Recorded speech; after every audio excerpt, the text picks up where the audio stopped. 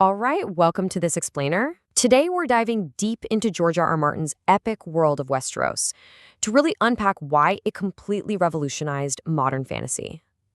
We're looking at a universe where raw political ambition, intense family loyalties, and these ancient looming prophecies are just constantly colliding. If you've ever wondered how a story about dragons and a giant wall of ice managed to basically rewrite the rules of fiction, well, you're in the right place. Here's our roadmap for today. We'll be hitting 1. Redefining the fantasy genre, 2. Perspectives and unreliable narrators, 3. The great houses and factions, 4. Echoes of real history, 5. Expanding the known world, and 6. Fan theories and the future. Let's jump right into Section 1, Redefining the Fantasy Genre. To really understand this universe, we have to start by asking a pretty fundamental question. What exactly made this specific story a global obsession? I mean, fantasy existed way before George R. R. Martin, so how did he shatter our expectations so thoroughly? Well, it comes down to this. Martin literally stripped away the plot armor and the high magic of traditional fantasy. Instead of this clean, clear-cut good versus evil, he gave us morally gray protagonists. Magic? It's treated as a diminished, almost lost myth for most of the story. And honestly, most importantly, he introduced a gritty, politically complex world where the unpredictable consequences of ambition are front and center.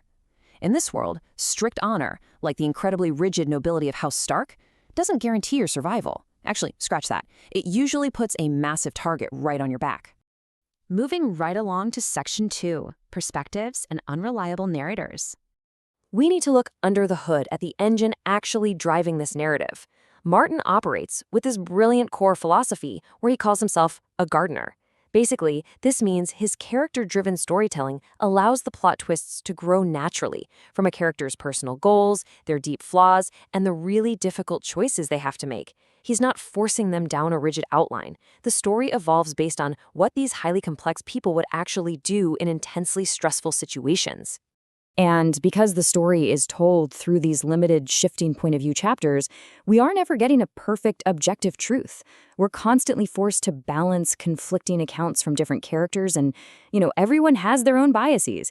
As readers, we basically have to play detective to piece the actual reality together ourselves. It's fascinating because characters will actively hide things even within their own thoughts. Take the recurring phrase, "Promise me, Ned." That is Ned Stark actively suppressing an incredibly traumatic, world-altering secret deep inside his own memories about his sister Lyanna. He hides it so well that we, the readers, are completely in the dark, left to piece together all these subtle clues scattered over thousands of pages. That brings us to Section 3, The Great Houses and Factions. With the mechanics established, let's look at the key players fighting for that Iron Throne.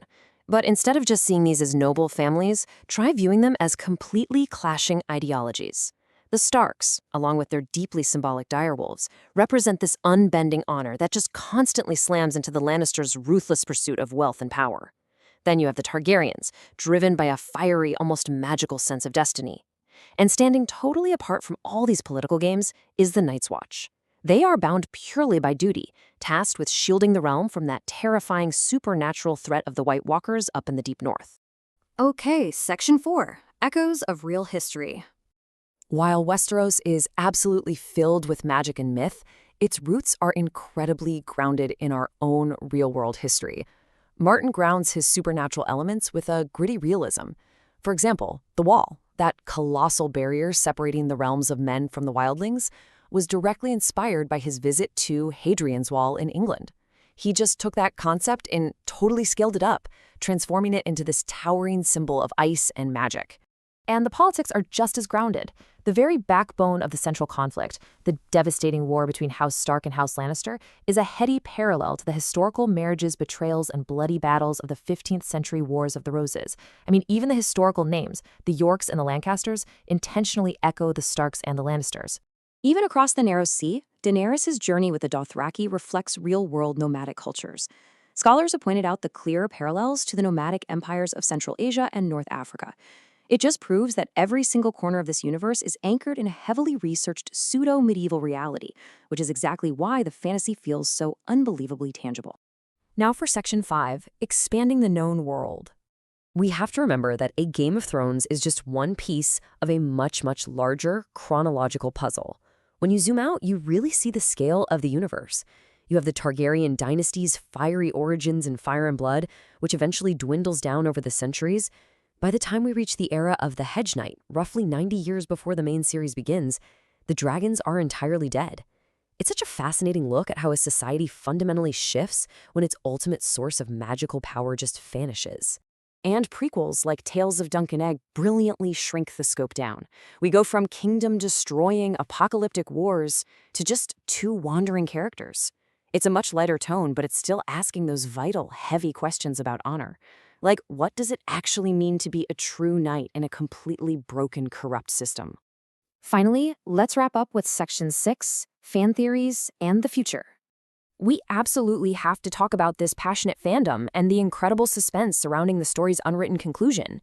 Because we've been waiting for the next book for over a decade. Readers have fiercely debated these massive theories. And as fans, we have to view these as fascinating, highly plausible literary possibilities.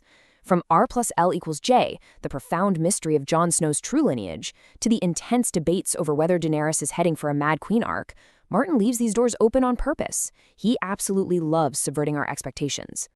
So what do we actually know for sure about the future? Well, we know Martin intends to resolve the massive cliffhangers from A Dance with Dragons by throwing us straight into the chaos of two long-awaited conflicts, the brutal battle on the ice up north and the fiery battle of Meereen over in Slaver's Bay. 1,100. That is the number of manuscript pages George R.R. Martin has already written for The Winds of Winter. That number is an absolute testament to the monumental, sprawling scale of this epic. The sheer complexity of tying together fate, religion, identity, and politics, that is exactly why it takes so long to weave these character threads into a satisfying conclusion. Which leaves us with one final, pretty haunting thought to ponder today. In a world completely defined by the unpredictable, bloody consequences of ambition, is a true righteous victory even possible? Or, when the winter finally ends, is simple survival the only prize left? Thank you so much for joining me on this explainer, and I really hope this gives you a completely fresh, structured perspective the next time you step foot in Westeros.